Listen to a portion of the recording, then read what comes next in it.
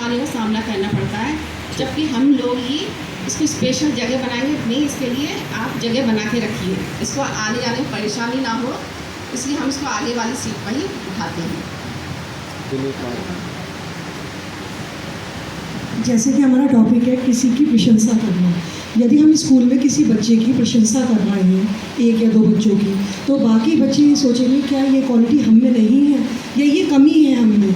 तो किसी के लिए वो सकारात्मक है तो और बच्चों के लिए वो नकारात्मक है।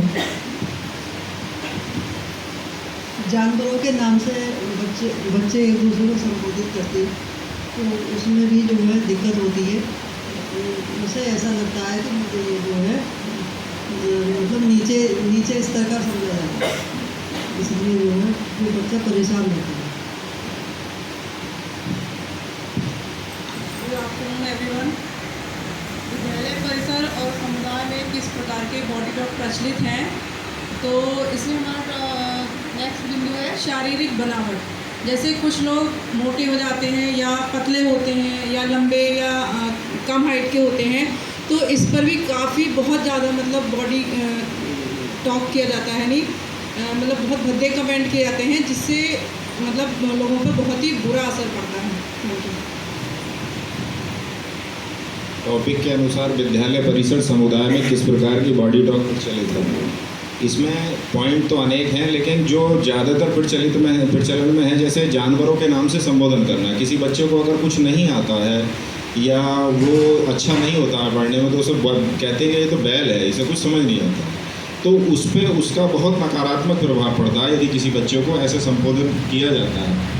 अब शारीरिक बनावट जैसे सर ने बता दिया है मैडम वगैरह में, तो उसमें यह है कोई बच्चा चलने में असमर्थ है या किसी आँख में उसकी दिक्कत है या उसके बालों में दिक्कत है, उसके रंग में, या उसके किसी भी खेल प्रक्रिया में उसे करने में कोई बाधा आती है, तो लोग उसे मतलब बच्चे जो हैं उसके साथ के उसे अलग अलग नाम से चढ़ाते रहते हैं। तो ये सब चीज़ें हमें रोकनी है स्कूल में, और इससे हमें ये देखना है कि हमारे बच्चों में ये प्रवृत्ति आगे ना बढ़े।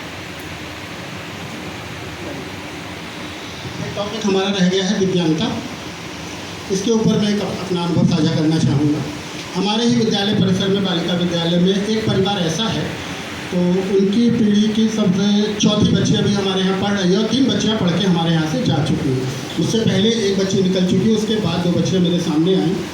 तो उसका परिवार ऐसा है कि उसके परिवार में कोई बेटा नहीं है, 4 बेटियाँ हैं और चारों ही जन्म से दृष्टिबाधित हैं, चारों को ही जन्म से नहीं दिखाई देता, ऐसा एक परिवार है। तो वहाँ पर एक इंटीग्रेटेड टीचर हमारे यहाँ आती हैं, वो बच्चों को सिखाती भी हैं, पढ़ाती भी हैं, लेकिन उनमें से 2 बच्चियाँ जो अभी आगे की शिक्षा ग्रहण कर रही हैं, हमारे यहाँ से 8वां पास किया, उसके बाद उनका 10th हुआ, 12th हुआ। अब वो दोनों बच्चियाँ इस समय लखनऊ का कोई हॉस्टल है जो ऐसे ही बच्चों के लिए बना हुआ है, तो वहाँ पर दोनों की दोनों BSc कर रही हैं, और 2 बच्चियाँ और हमारे यहाँ भी पढ़ रही हैं, उनकी वो भी अग्रसर हैं आगे के पढ़ने के लिए, और उनके माता पिता बहुत जागरूक हैं। तो ईश्वर ने अगर किसी को दिव्यांग दिए हैं तो उसकी कमी नहीं है, उसको कमजोरी नहीं आंकना चाहिए, उन्हें बच्चों को समान अवसर आगे पढ़ने के देने चाहिए। कहते हैं कि जो बच्चा दिव्यांग होता है, जैसे कोई दृष्टि बाधित है, सुनने में बाधित है, तो उसकी एक इंद्रिय उस तरफ काम ना करके बाकी जो जिसमें सोचने की क्षमता जिस तरफ वो लगाना चाहता है उस तरफ अग्रसर हो जाता है और आगे बढ़ जाता है। आपने बहुत से दिव्यांग बच्चे ऐसे देखे होंगे जो भजन अच्छा गाते हैं, इस तरह की एक्टिविटी में बहुत आगे होते हैं ये बच्चे, उनका दिमाग बहुत तेज चलता है, उनका सिक्स सेंस काम करता है। अगर वो मान लीजिए दृष्टिबाधित हैं तो वो इतनी दूर से ही भांप लेंगे उस स्थिति को कि हाँ आगे हमारे सामने क्या आने वाला है। तो बच्चे दिमाग से बहुत तेज होते हैं, ऐसे बच्चों को समान अवसर हमेशा पढ़ने के लिए मिलने चाहिए। और दूसरा, उनको कभी भी इस तरह बॉडी टॉक से उनको जो है संबोधित नहीं करना चाहिए ताकि उनको गलत लगे, उनमें हीन भावना आए। धन्यवाद।